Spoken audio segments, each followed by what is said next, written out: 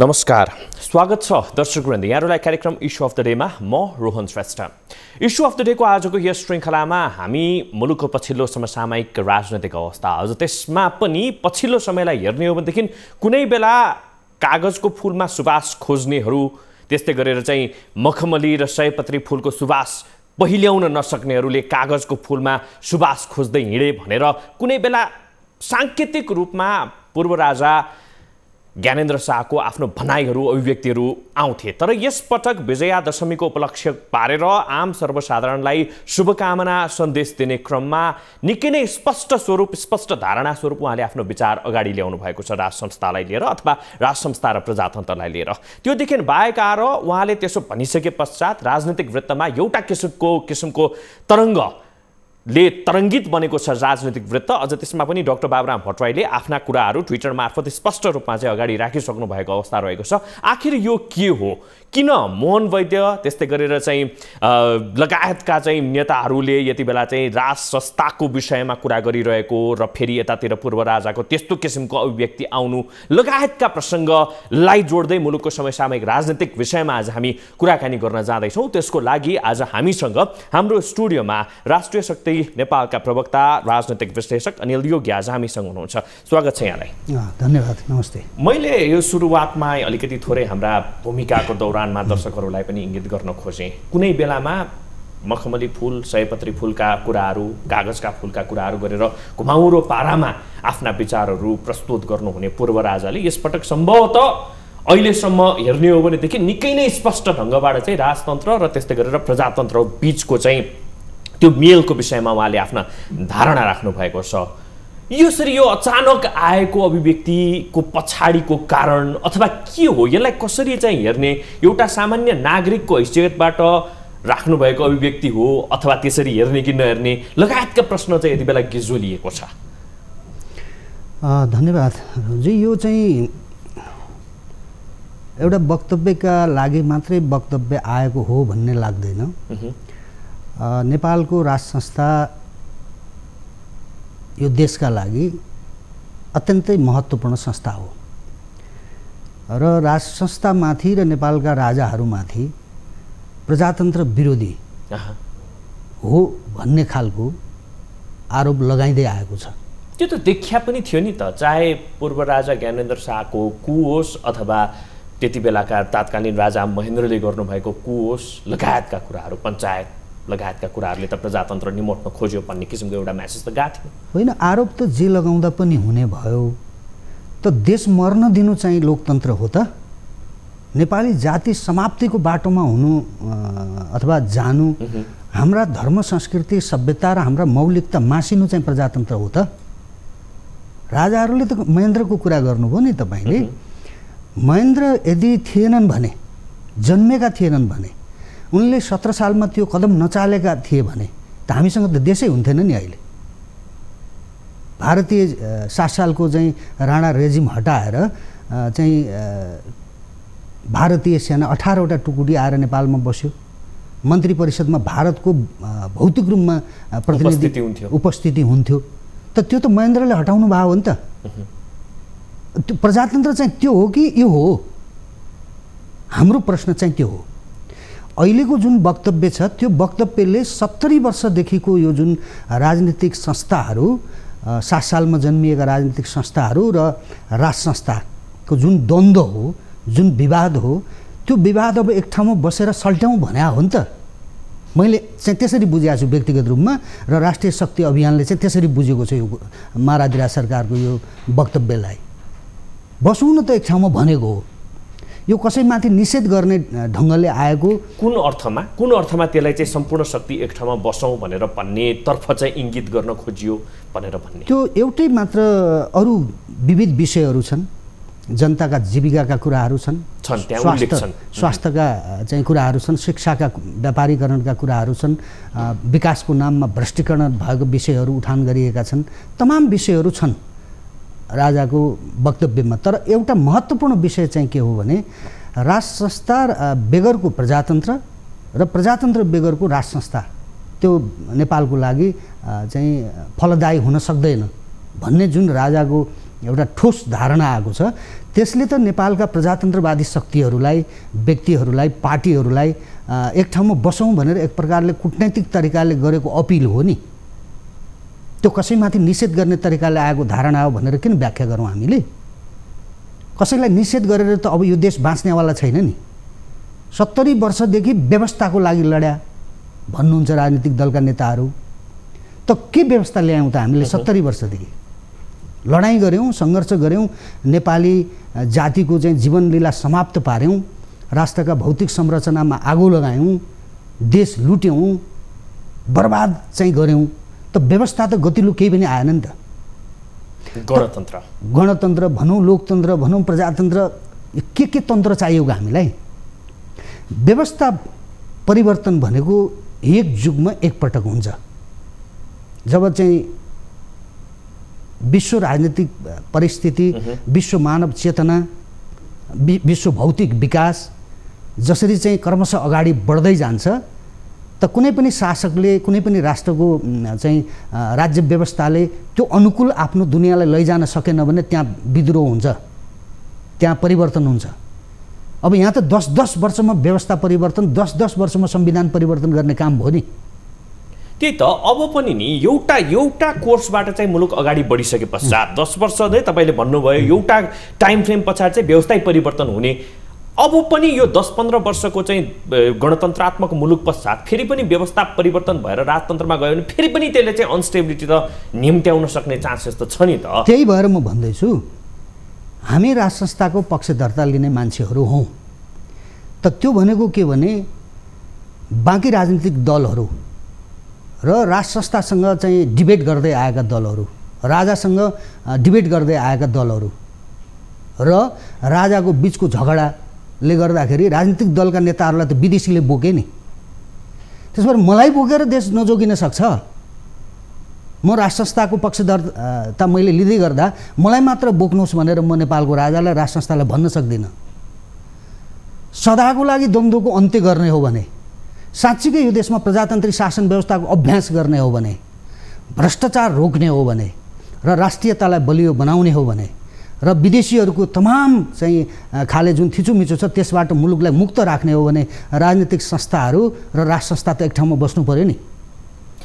अस्ति पूर्व राजाको त्यो वक्तव्य, त्यो शुभकामना सन्देशको अर्थ पनि त्यही हो भनेर भन्न सक्ने ठाउँ छ? अथवा चाहिँ यो व्यवस्थामा तिमीहरूले केही गर्न सकेनौ, मैले ताल्चा सान्छु तिमीहरूलाई सुम्पेको थिएँ, जनताको नासो जनतालाई सुम्पेको थिएँ, तर भयो केही पनि छैन, त्यही कारणले गर्दाखेरि चाहिँ तिमीहरू फेल भयो, अब म आउने बेला भयो भन्ने किसिमले चाहिँ पनि बुझ्न सकिन्छ? अथवा चाहिँ सबैलाई चाहिँ एउटै टेबलमा आउनको लागि आह्वान हो त्यो भनेर बुझ्ने? होइन, म चाहिँ नेपालको शाहवंश, नेपालको राजा त्यति न्यारो, त्यति साँगुरो दृष्टिको राख्छ भन्ने मलाई लाग्दैन। उहाँहरू 50औं वर्षको परिकल्पना गर्नुहुन्छ। यो 12-15 वर्षको उहाँको धैर्यतालाई हामीले हेरौँ न। कुनै देशका तानाशाहहरू सजिलै पत्रकार सम्मेलन गरेर आफ्नो सान मान गद्दी दरबार छोडेर निस्किन्छन्? कहीँ निस्किया छन् संसारमा राजाहरू? यो त राजाहरूको संसार थियो नि त कुनै बेलामा। कयौँ राजाहरू काटिए, कयौँ राजाहरू भागे आफ्नो सिरीखुरी बोकेर। त नेपालको राजा त त्यसरी जानु भएन नि, हाँसी हाँसी नारायण एट्टीबाट निस्केको हो नि। अहिले पनि कुनै त्यो आवेगमा आएर, उत्तेजनामा आएर चाहिँ दिएको अभिव्यक्ति र त्यो सम्बोधन होइन, सन्देश होइन। अत्यन्तै संयमित भएर जनताको ठाउँमा उभिएर बोलेको हो। त्यो राजा भएको हुनाले उहाँले बोल्नुभयो, बडा ठुलै कुरा चाहिँ बोल्नुभयो भन्ने लाग्यो हामीलाई। हामीले त त्यस्तो कुरा कतिपटक बोल्यौँ, यो देश बर्बाद भयो, भ्रष्टाचार भयो, देश लुटियो, विदेशीहरूको थिचोमिचोबाट मुलुक मुक्त हुन सकेन, हामीले भन्यौँ नि। तर हाम्रो आवाज टाढा पुग्दैन। तर एउटा आम नागरिकले बोल्नु र त्यस्तै गरेर पूर्व राष्ट्र प्रमुखले बोल्नुमा त फेरि फरक छ।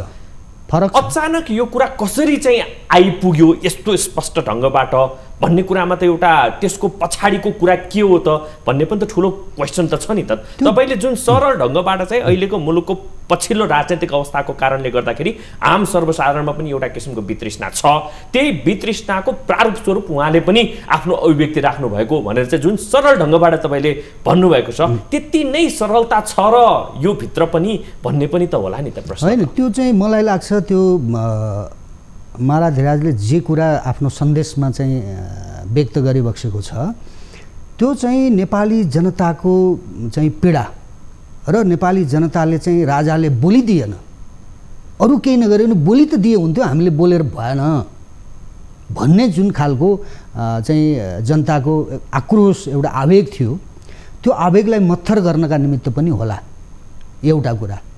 र अर्को कुरा के पनि होला भने मेरो आफ्नो बुझाइमा अब चाहिँ कसैसँग द्वन्द्व गरेर अब यो मुलुकको भलाइ हुन सक्दैन, मलाई निषेध गरेर पनि यिनीहरूले केही गर्न सकेनन् र मैले पनि कसैमाथि निषेध गरेर अब यो देशलाई बचाइराख्न हामीले सक्दैनौँ। र राजनीतिक दलहरू जो विदेशीको चङ्गुलमा फँसेका छन्, विदेशीहरूको डिजाइनमा उनीहरूलाई काम गर्नुपर्ने बाध्यता जुन छ, जुन सत्ता परिवर्तनमा विदेशीहरूको नाङ्गो हस्तक्षेप छ, यसबारेमा चाहिँ अब राजनीतिक संस्थाहरू र राष्ट्र संस्थाका बिचमा एक प्रकारको संवाद हुन जरुरी छ।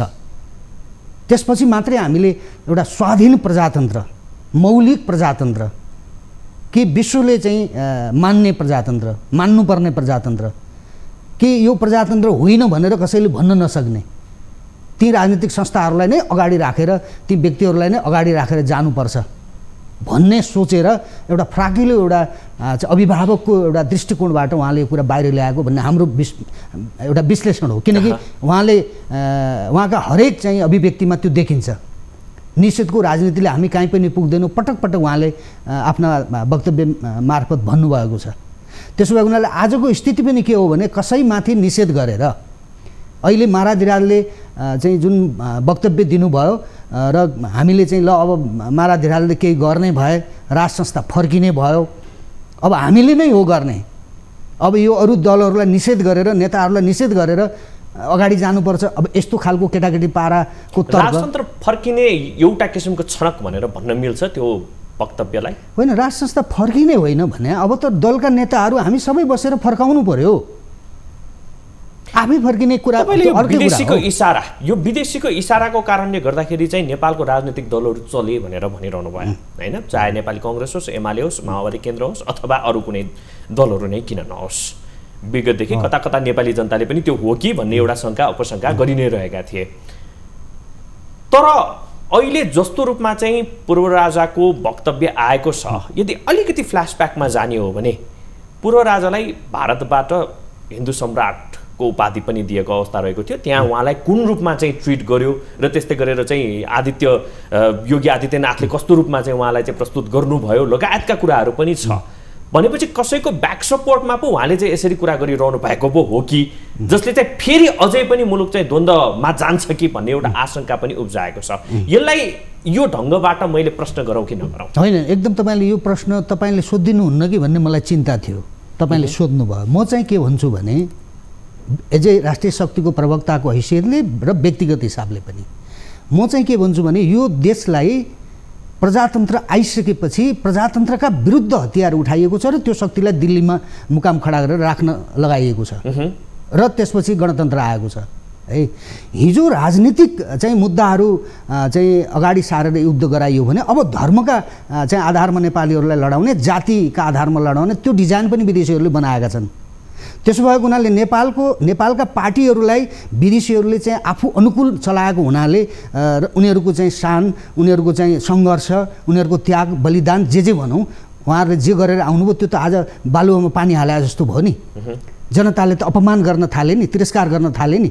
त्यो स्थिति किन निर्माण भयो त भन्दा विदेशीहरूका डिजाइनमा उहाँहरूले काम गरेको तथ्य प्रमाणहरू चाहिँ जनताका बिचमा आएपछि उहाँहरूप्रति जनताको आस्था भरोसा टुट्यो। त त्यसो भएको हुनाले फेरि नेपालको राजालाई अरू कसैका तागतमा, फेरि यसको अर्थ चाहिँ राजा टोटल चाहिँ पृथक हुनुपर्छ भन्ने होइन। भारतमा नेपालका भन्दा बढी त्यहाँ करोडौँ चाहिँ हिन्दूहरू छन्, तर त्यो हिन्दू राष्ट्र होइन नि। होइन, यो त हिन्दू राष्ट्र हो नि। त्यसो भएको हुनाले यो राष्ट्रलाई हिन्दू राष्ट्र संविधान त छैन अहिले, संविधानमा नहोला, यो हिन्दू राष्ट्र थियो नि हिजो थियो। त भोलि यो हिन्दू राष्ट्र बनाउनका निम्ति भारतीय चाहिँ हिन्दुस्तानीहरूले, त्यहाँका हिन्दूहरूले, त्यहाँका आदित्यजीहरूले कसैले पनि नेपाल हिन्दू राष्ट्र भयो भने राम्रो हुन्छ, ठिक हुन्छ भन्ने ढङ्गले उहाँहरूले चाहिँ नेपालको राजालाई, राज संस्थालाई चाहिँ सहयोग गर्नु, समर्थन गर्नु त्यो अर्को कुरा हो। तर राजनीतिक हिसाबले नेपालमा राज संस्था फर्किनुपर्छ, फर्काउनुपर्छ भन्ने कसैको विदेशीको प्रत्यक्ष रूपमा यसमा संलग्नता भएको देखियो अथवा त्यस्ता खालका कुनै मुभमेन्ट सञ्चालन गरेको देखियो भने त त्यो र राज संस्था र यी दलहरूमा के फरक हुन्छ भोलि? तर कता कता शङ्का त उब्जाए नि त त्यो कुराले होइन र? त त्यो शङ्का मेटिनुपर्छ, त्यो शङ्का माराधिराजबाट मेटाइनुपर्छ।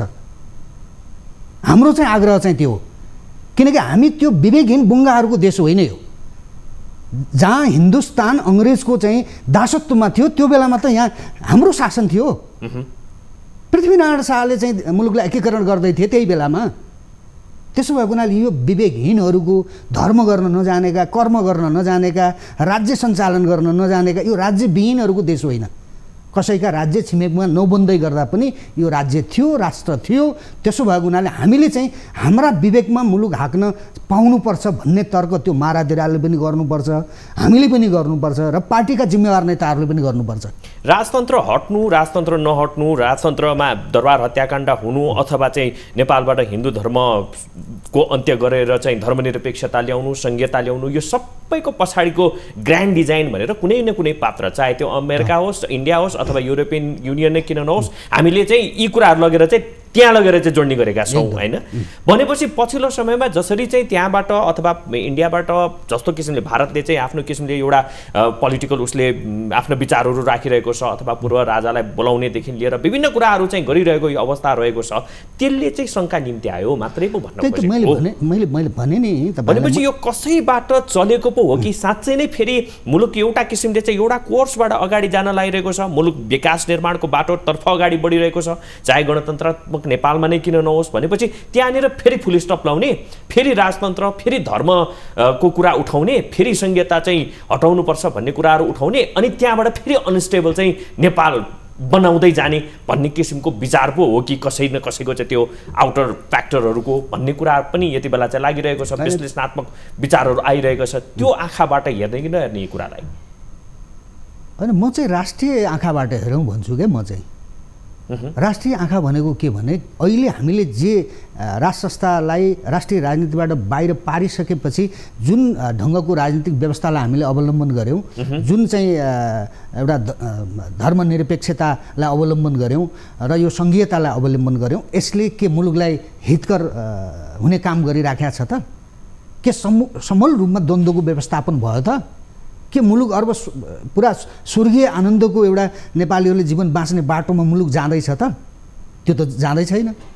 स्वर्गीय आनन्द भन्ने कुरा त अलिकति पछाडिको कुरा होला नि त, किनभने जति बेला चाहिँ राजतन्त्र अन्त्य भएर नेपाल गणतन्त्रात्मक मुलुकमा गयो, नेपालको संविधानले चाहिँ धर्मनिरपेक्षता, संघीयता, त्यस्तै गरेर चाहिँ गणतन्त्रात्मक नेपाल भनेर चाहिँ लेख्यो, त्यसपछि नेपाली जनताले खोजेको चाहेको कुरा हुँदै नभएको त होइन नि त? एउटा कोर्स त समातेको छ नि त?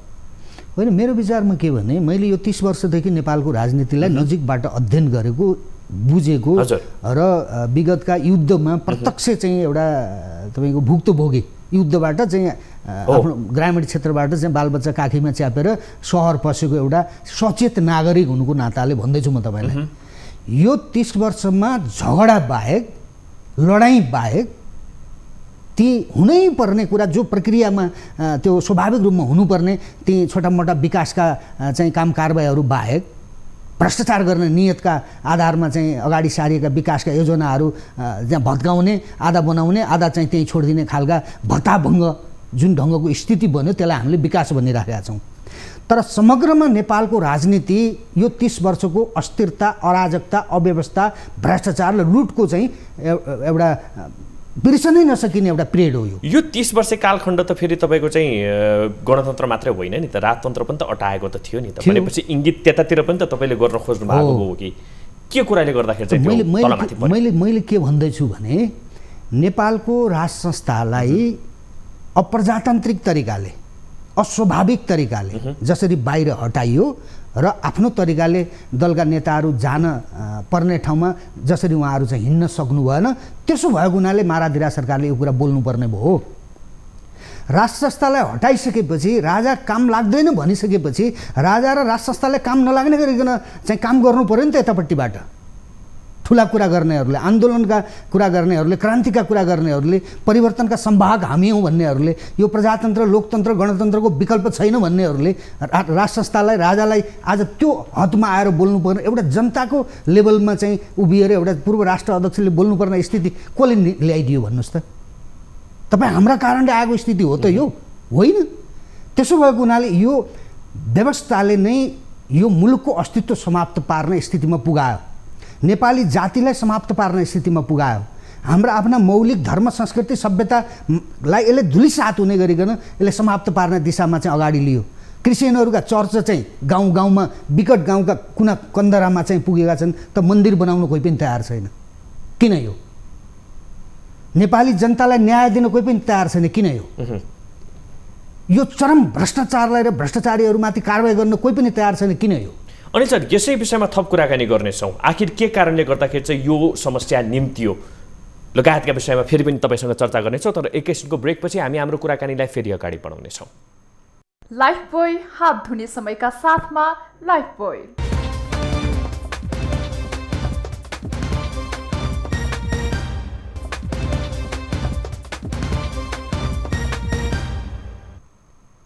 पुनः स्वागत छ दर्शक यहाँहरूलाई कार्यक्रम इस्यु अफ द डेमा। आज हामीसँग हुनुहुन्छ अनिल योगी। पुनः स्वागत छ अनिल सर यहाँलाई।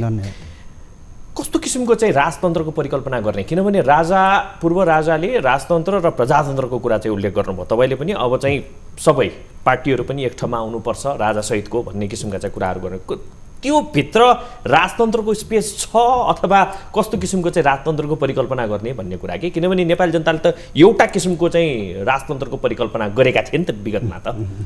अब यो चाहिँ कस्तो छ भने अहिले जनताको आवेग उत्तेजना र जनताको दलका नेताहरू प्रतिको आक्रोशलाई हेर्दाखेरि चाहिँ राजा निरङ्कुश चाहियो पनि भन्ने सुनिन्छ, जङ्गबहादुर चाहियो भन्ने पनि सुनिन्छ।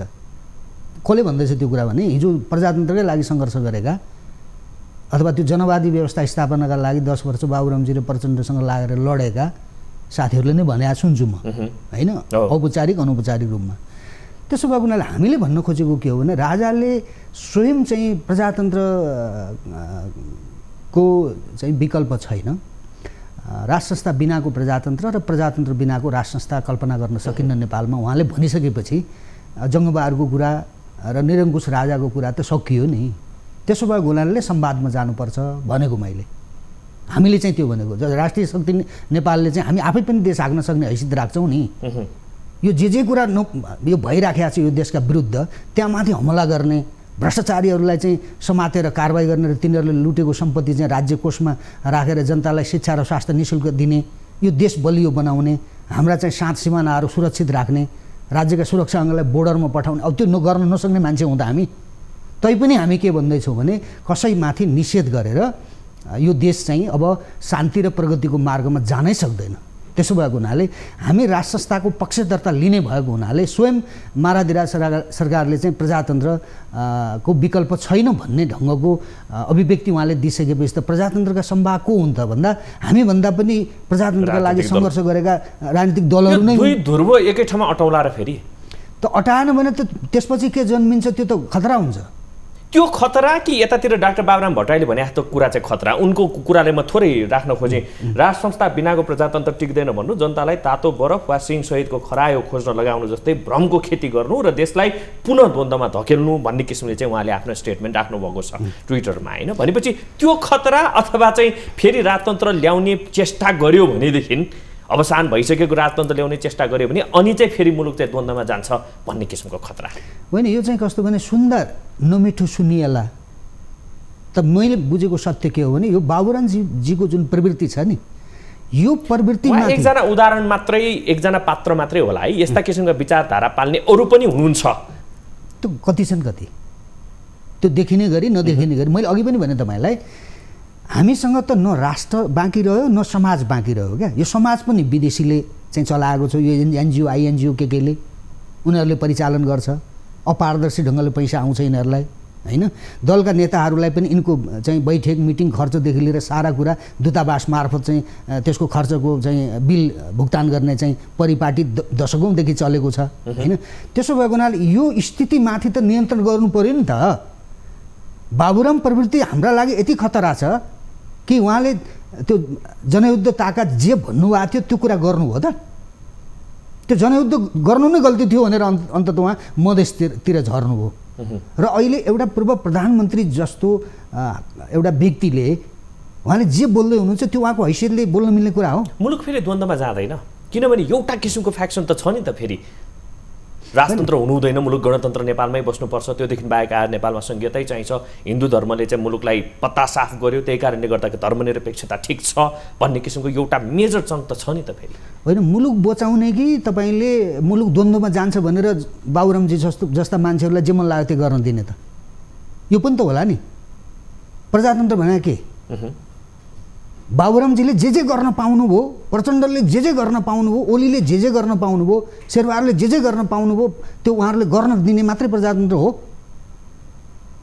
देश बलियो हुनु पर्दैन नेपाली जनताको जीवन चाहिँ यही देशभित्र बाँच्न र बस्न सक्ने स्थिति बनाउनु पर्छ कि पर्दैन के हो प्रजातन्त्र भने मुठीभर मान्छेहरूको मस्ती गर्ने बाबुरामले चाहिँ जे मन लाग्यो त्यो कहिले युद्ध गर्ने फेरि ठिक भएन भने अन्त मधेस जाने मधेसी उचाल्ने अनि जनजातिको बिचमा जाने जनजाति उचाल्ने धर्मको बिचमा त यो यस्तो पाखण्ड राजतन्त्र भयो भनेदेखि चाहिँ साँच्चै नै मुलुक जोगिन्छ भनेर भन्न सक्ने आधार चाहिँ के त राजतन्त्र एउटा त्यो अमूर्त कुरा हो राजाले विवेक प्रयोग गरेर बोलिराख्नु भएको छ नि त्यही भएर हामीले भनेको संवैधानिक राष्ट्र संस्था र बहुदलीय प्रजातन्त्रमा जाउँ भनेर राष्ट्रिय शक्तिले त बारम्बार भन्दै आएको छ नि अहिले महाराधिराजले जसरी चाहिँ प्रजातन्त्र इङ्गित गर्नुभयो उहाँले प्रजातन्त्र बिना राष्ट्र संस्था र राष्ट्र संस्था बिना प्रजातन्त्र उहाँले भन्नुभयो नि त त्यसो भएको हुनाले ठिक छ हामी राष्ट्र संस्थाको पक्षधरहरू बाहिरै बस्नु तयार छौँ ल व्यक्तिगत रूपमा हामी बाहिर बस्नु तयार छौँ म चाहिँ तर